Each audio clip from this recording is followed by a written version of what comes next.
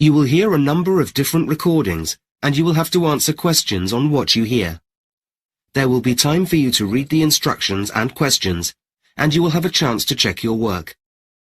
All the recordings will be played once only. The test is in 4 sections. Now look at Section 1.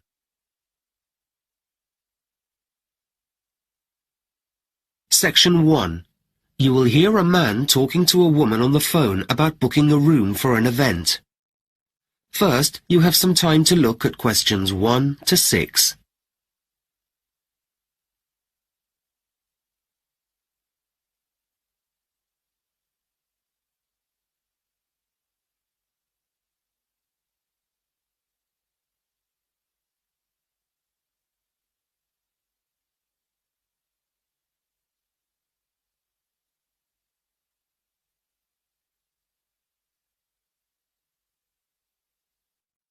Now we shall begin.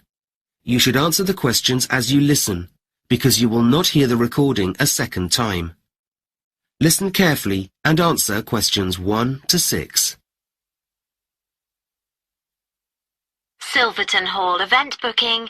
Jenny speaking. How can I help you? Oh, hi. I'd like to book the hall for an event that I'm planning to hold. What date did you have in mind? Well, I was hoping for the 15th of January. Let me just check. That's a Friday, isn't it? No, it's a Saturday. Ah, just a minute. I'm looking at last year's calendar. Yes, you're right. We have something on in the afternoon, I'm afraid, but the evening is free. Great. I was hoping to have it in the evening. Okay, and what times were you thinking of? Well, the event is from 8 p.m. until 11 p.m. But I suppose we'll need to book it a bit earlier to set everything up, and a bit later to clear up at the end. Yes, you will. So, shall we say 7:30 to 11:30? Would that be okay? Yes, that'll be fine. So, what kind of event is it? Well, I'm organising a concert. Some of my friends and I play musical instruments, so we're hoping to get together and we're inviting all of our friends to come along. Oh, that sounds like fun. What do you play? The guitar, and my friend Jack plays several instruments. Great. So how many guests are you planning on? Well, I'm not sure, but probably about 60. That's fine. Thanks. Can I just mention that some of them are disabled?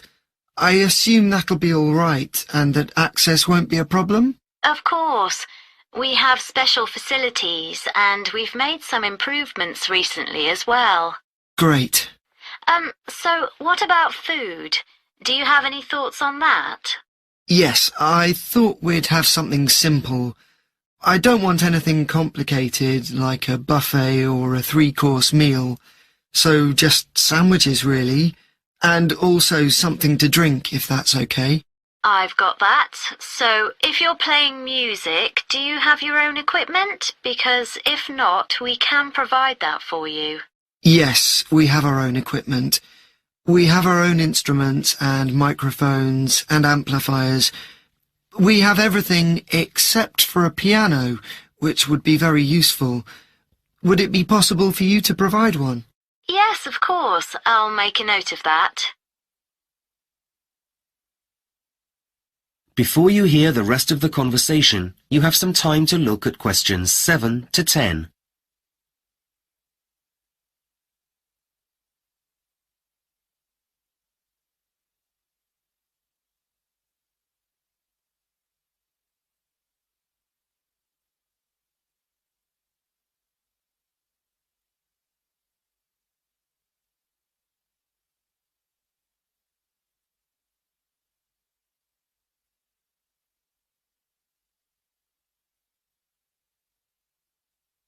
Now listen carefully and answer questions 7 to 10.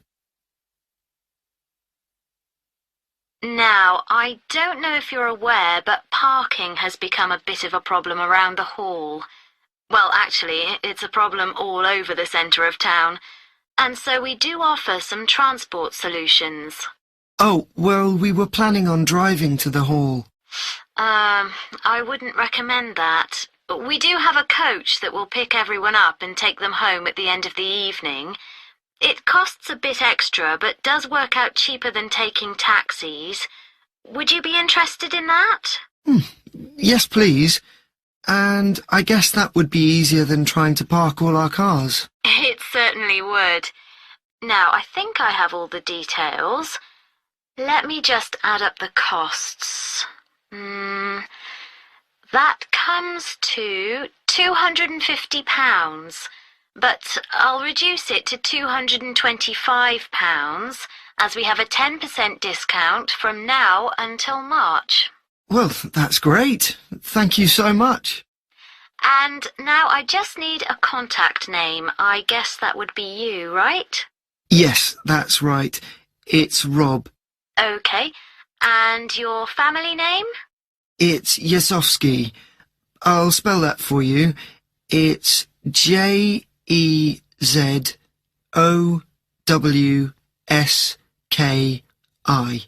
Thanks. And do you have a contact number? Oh, yes. Hang on a minute. I haven't memorized it yet. Yes, here it is. It's 07232 855 496. Great. I think that's everything for now. I look forward to seeing you on the 15th of January. Okay, thanks. Bye for now. That is the end of section 1. You now have half a minute to check your answers.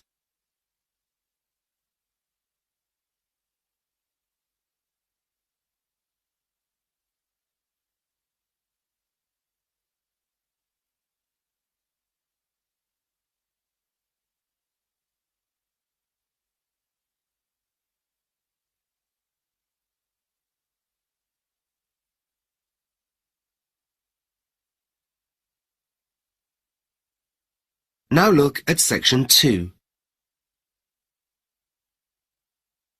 Section 2. You will hear a manager talking to new employees at a coffee processing factory. First, you have some time to look at questions 11 to 16.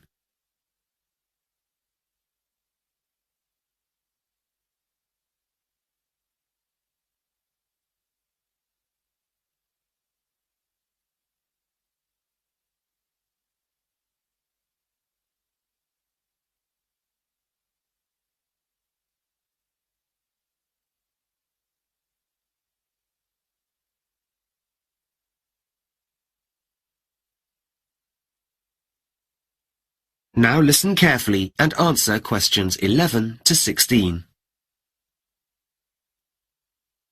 Welcome to Coffee Incorporated, where you'll be starting work next week. Today's all about orientation, so first I'm going to talk you through the coffee processing that we do here at the factory.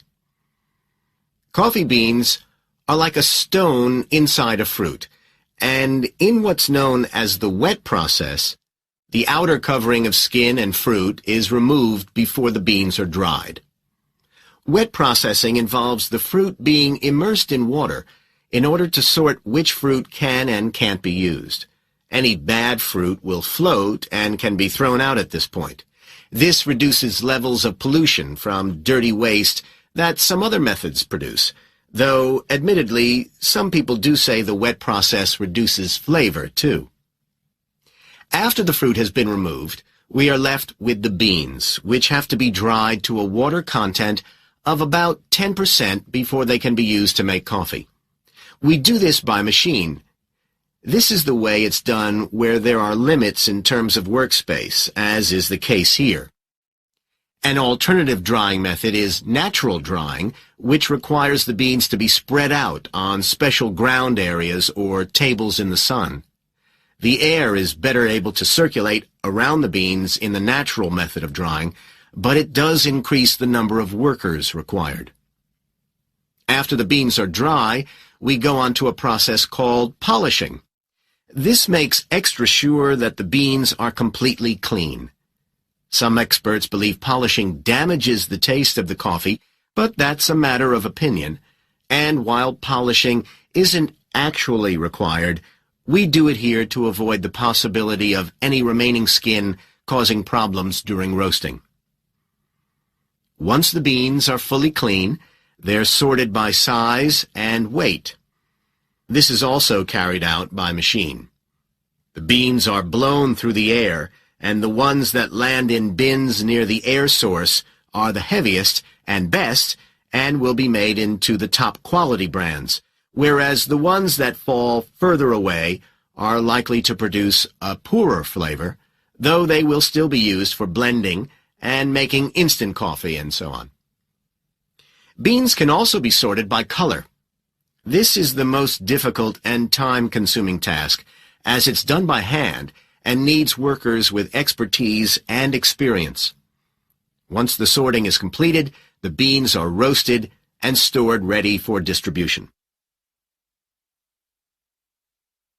Before you hear the rest of the talk, you have some time to look at questions 17 to 20.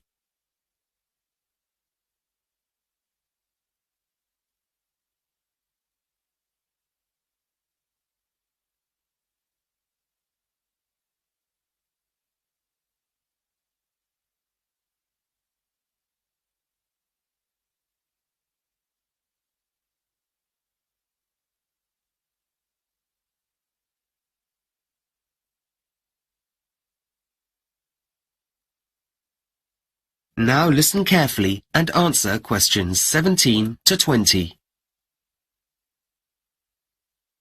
In a moment, I'm going to take you on a tour of the building, and we'll see where all of those processes take place. First, I'll take you through to reception, where you'll sign in and out each day. This is important for fire regulations. That's located next to the visitor center, where we hold tours for the public. Do pop in one afternoon when it's open.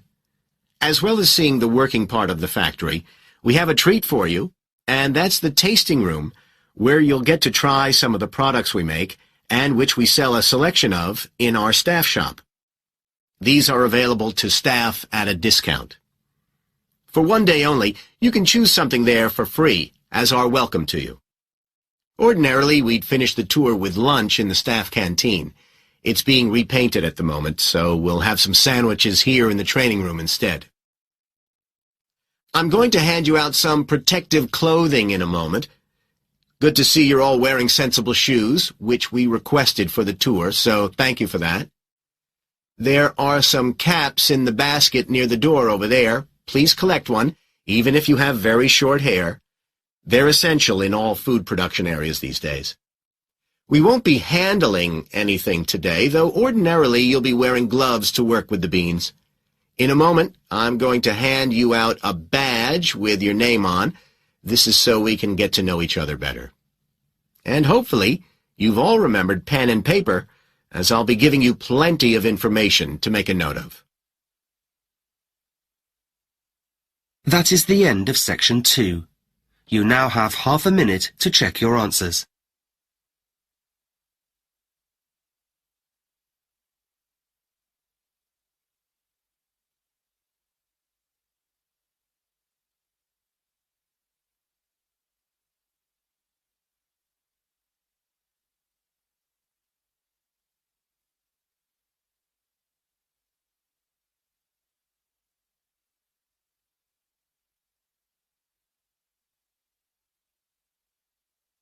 Now look at section 3. Section 3.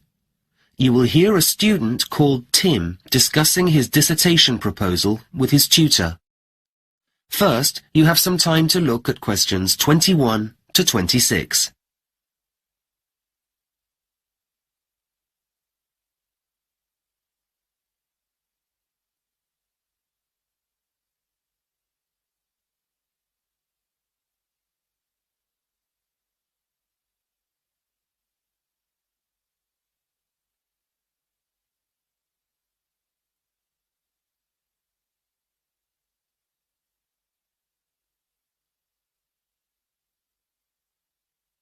Now listen carefully and answer questions 21 to 26. Have you had any ideas about your dissertation proposal, Tim? I'm definitely doing something about saving dying languages, languages that are in danger of becoming extinct. Sounds like an interesting idea. How are you going to focus your project? Well, my grandmother's first language is spoken by only a handful of people now, so I'd like to record an interview with her that can be kept in an archive, which she was really keen to do when I asked her about it. I know there are linguists already working on recording dying languages, and when we focused on that in class, I realised I wanted to do something for my grandmother's heritage. I wanted to discuss with you how to go about it. You'd have to think carefully about what to include, of course. Something about the impact of technology, perhaps. You mean the fact that technology allows people to communicate at the click of a mouse across the world, so it contributes to languages becoming endangered? Mm-hmm. I know this has resulted in lots of languages disappearing because people use international languages like English to communicate instead of their own. That's why it's important to make an effort to conserve them. So, in your introduction, you could talk about the negative impact of globalization on minority languages. Right, I'll mention that. And the media's had an enormous impact. Schools teach in the standard languages of a country rather than minority ones. That means young people lose the language skills of earlier generations because they aren't exposed to them as they would have been in the past. I'll definitely put that in. Good idea. I mean, take me for instance. I'm not a fluent speaker of my grandmother's first language, so most of the time we speak in English. Well, exactly. And then what are you going to say about how we can actually save dying languages? Well, I realise that there are organisations working to conserve them by creating libraries of audio and video material that document and conserve languages for future generations. That's what I'd like to contribute to. Though I doubt whether it's possible to save my grandmother's language. There are so few people who speak it, I can't see why anyone would try to revive it. I don't think it's going to become anyone's first language again. Though if I do this, at least there will be a record of it. And it may be that recording minority languages can save some of them from dying out. I don't get how, if no one's learning them as their first language. Well, the data that's collected isn't just stored away and forgotten about until someone rediscovers it in the future. It can be used to develop teaching materials within communities, so local children have learning tools they've never had access to before. You know, they can listen to and see these languages written down. Oh, right. I've also heard something about recording oral literature. What does that mean? Is it to do with how languages and culture are bound together? Exactly. Team members from the organisations we're talking about travel to remote communities and record their stories, rituals, songs. So it's not just language that's conserved. I see. It's like some of the traditions in my family that have come from my grandmother's community. It's important to me to keep those alive too. Hopefully I'll have my own grandchildren to pass them down to. And even if my grandmother's language itself doesn't survive, then at least some of the history and culture will. Before you hear the rest of the conversation, you have some time to look at questions 27 to 30.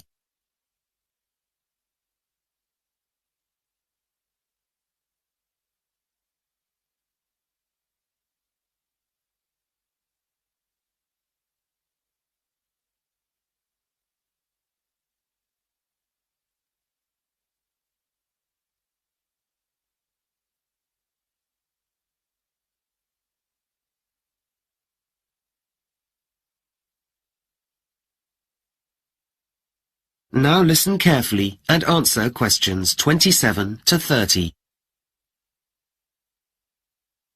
So, talk me through your plan concerning interviewing and recording your grandmother. I want it to be useful. I'm not sure what I should be asking her to talk about that's going to get the best language samples. Well, let's discuss a few options. You don't really need to look at what linguists have already done in terms of translating your grandmother's language into English. As you speak the language, to a certain extent, it would be better for you not to use English. You want to collect samples of her speaking in her first language, rather than asking her to translate things. So, once I've got some recordings, should I concentrate on looking at grammatical forms? Well, not necessarily. A better approach would be to focus on certain words, especially those for things which people don't use anymore, like in the home or on a farm. One way would be to get her to recount tales from her childhood. If you ask someone for a word, they might not remember it, but it might pop out in a sentence if they're focused on something that brings up the word naturally. Like, my grandmother might not remember a particular saying in her first language, but if I ask her to talk about her life, it might come up naturally in context. Exactly. Childhood's a good topic. Everyone has lots of memories they can talk about. And you'll get much more authentic samples if you get her talking rather than asking her to write things down or translate them. You will, of course, have to produce a written version eventually yourself, but that's quite different. Okay. Now, what about the practicalities of doing the recording? I thought I'd do a few shorter meetings rather than one long one. I read something about that giving me some time to think about what we've spoken about, and then I'll have a chance to clarify stuff afterwards. Good, yes. Let the audio run and listen to it the same day. If you leave too long between recording and listening, there might be some things you don't remember properly. It's not necessary to make a written record of it straight away, though. Right. Do you think it might help to say when and where we did the interviews? Without doubt. But keep it small scale so it's easier to manage. Covering as much as you can seems like a good idea. It could lead to confusion, though. Yes, I get that. That is the end of section 3. You now have half a minute to check your answers.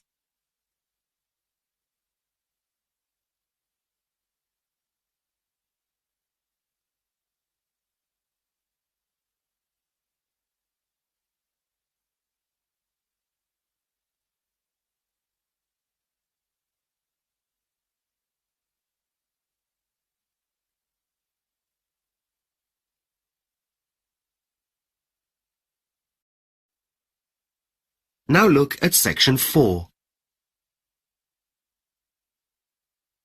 Section 4.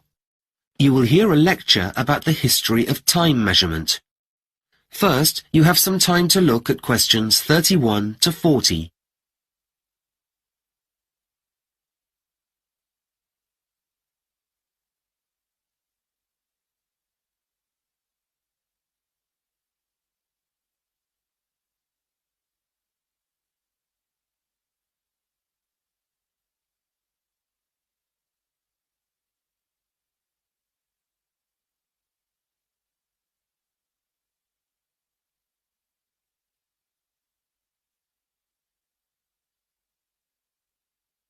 Now listen carefully and answer questions 31 to 40.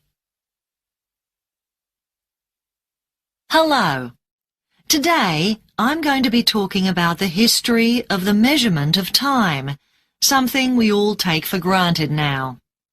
These days, we're able to measure time extremely accurately, and there's global agreement on what the time is anywhere in the world.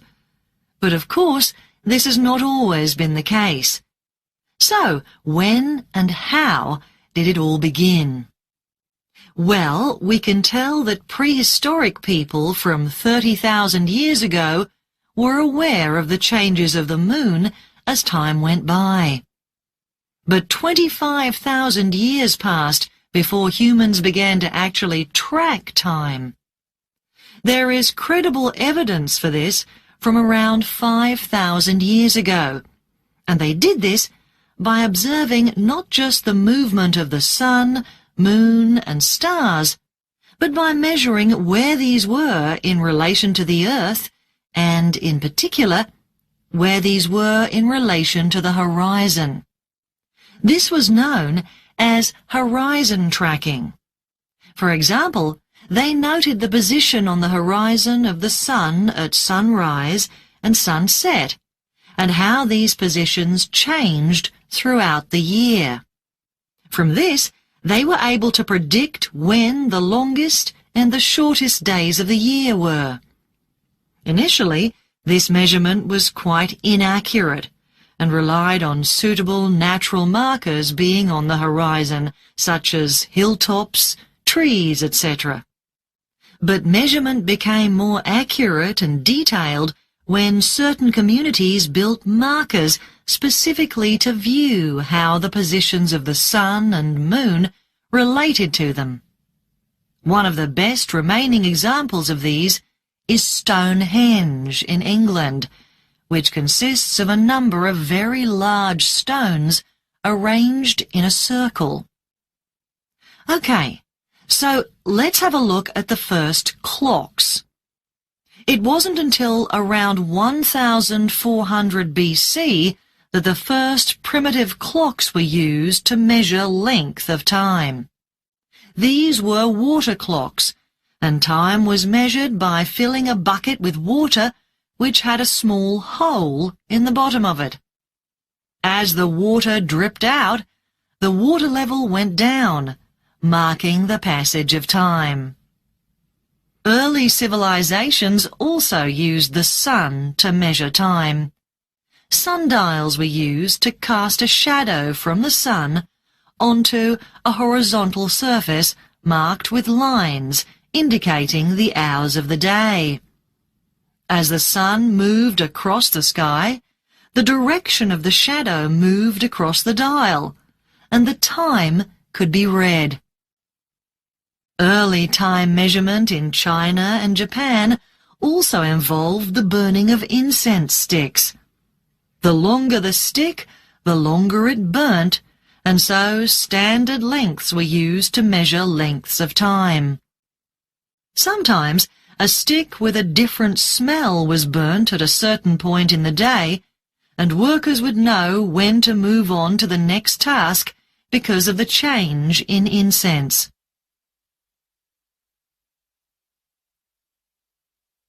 Let's now look at mechanical clocks. The first evidence of these is in the late 13th century in Northern Europe. They were made of iron, rather large and heavy, and the wheels of the clock were driven by a weight, which slowly descended. Initially, mechanical clocks didn't have a clock face and just struck a bell every hour. They were also only accurate to the nearest quarter of an hour, but it didn't matter if the time wasn't quite right, because there was only one clock in each community. However, when people travelled to other communities, they discovered the time there was different. This first became a real problem with the introduction of the railways in the 1840s. Up until then, sundials had been the most accurate way of telling the time, but these were dependent on shadows made by the sun, and this was too inaccurate for producing timetables. This meant that there was a need for a nationally agreed time system, and in 1847, the time at Greenwich in London was taken to be the point on which the national time was based. There was inevitably a lot of resistance to this in the middle decades of the 19th century. People in other places, like Bristol, for example, wanted their own time and didn't want to be dictated to by London. An even bigger problem came a few years later with the need for a globally recognized time system. International shipping at that time used maps on which Greenwich was the main reference point. As zero longitude passed through Greenwich, it was decided at a conference in Washington that all longitude would be calculated east and west from there. So then it made sense to use Greenwich to also measure time for the whole world, starting at the observatory at midnight.